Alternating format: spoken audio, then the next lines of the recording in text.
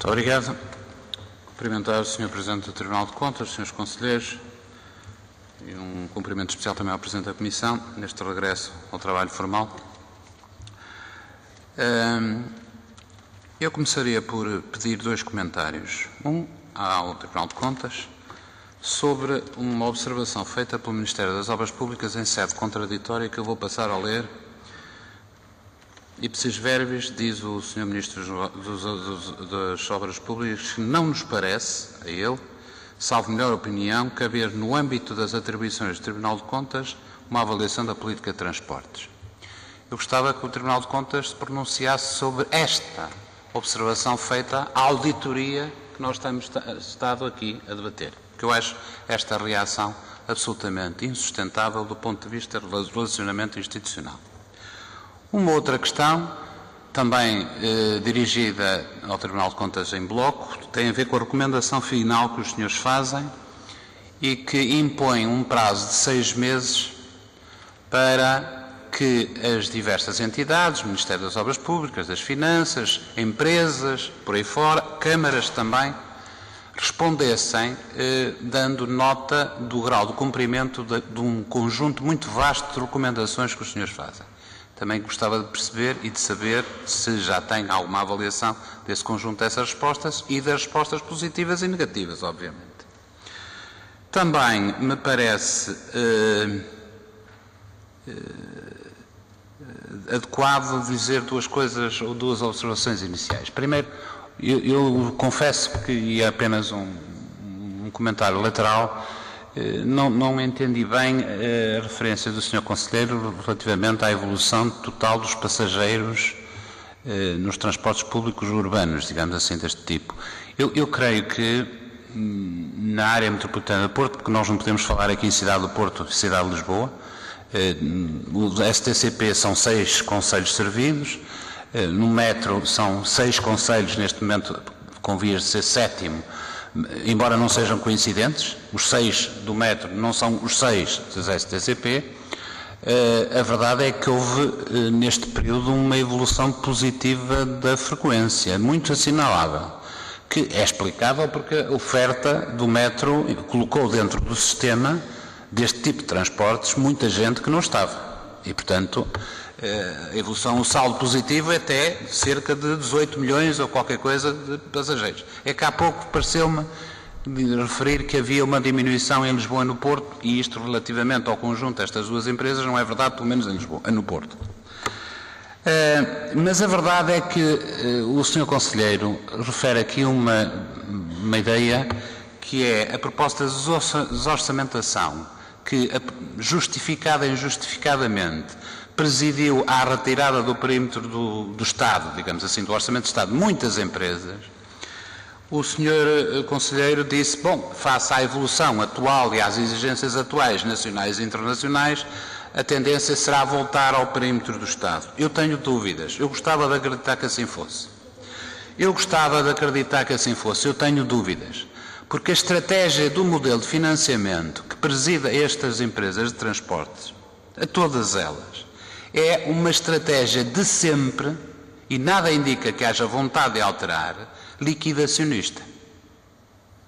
E é liquidacionista não é nos últimos 3 ou 4 anos, é desde a sua gênese. E sendo liquidacionista, só aponta em 2 direções. Ou se altera claramente o modelo de financiamento, e não estou a ver que haja vontade política e passos concretos nessa direção, ou então, das duas uma, as empresas, enfim, são para entrar no rol da alienação, da insustentabilidade e da alienação. E esta é outra hipótese, naturalmente o Sr. Conselheiro não a colocou, eu tenho que a colocar para a denunciar.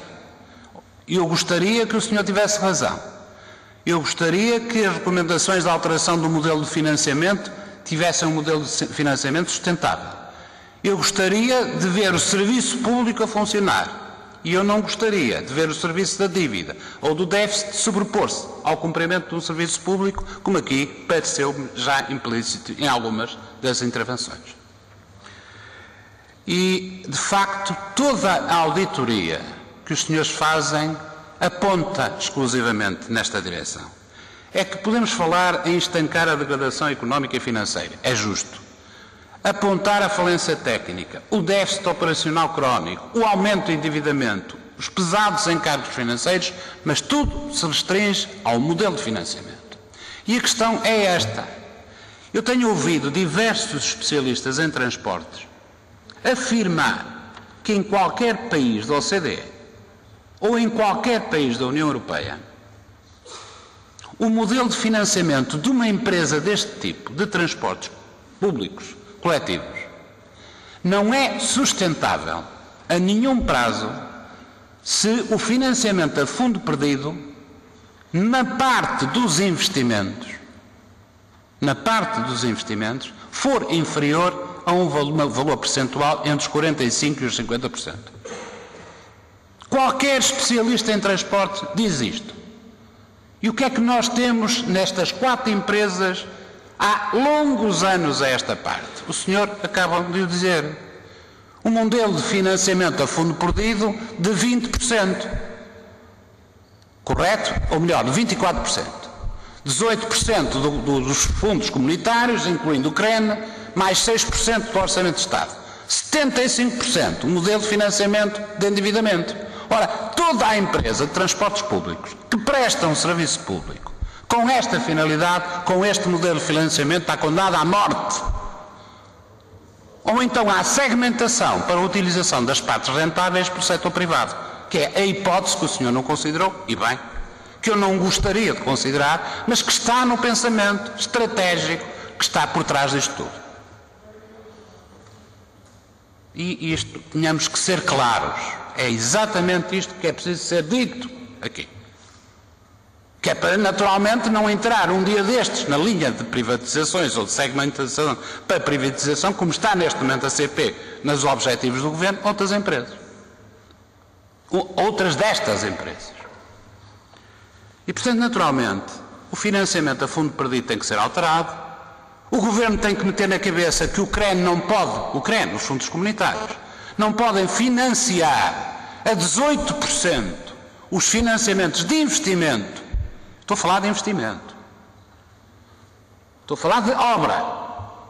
A 18% o financiamento em obras destas empresas, designadamente aquelas que têm mais peso em obras neste momento a decorrer, que são os metropolitanos, quer em Lisboa, quer no Porto, segundo julgo saber.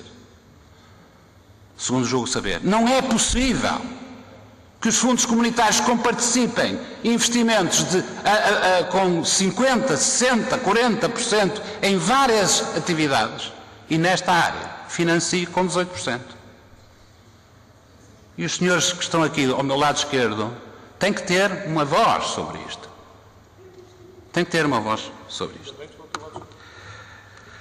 Como também, naturalmente, o problema das indemnizações compensatórias já foi aqui tão debatido que eu, enfim, dispenso-me de o avançar mais.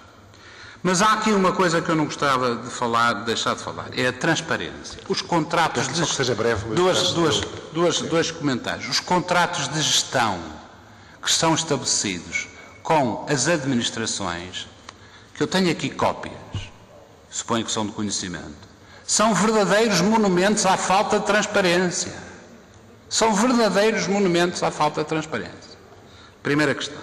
E para terminar, um exemplo que os senhores referem relativamente ao metro do Porto, que é a empresa TIP, Transporte Intermodal. Tem não sei quantas dezenas de trabalhadores precários.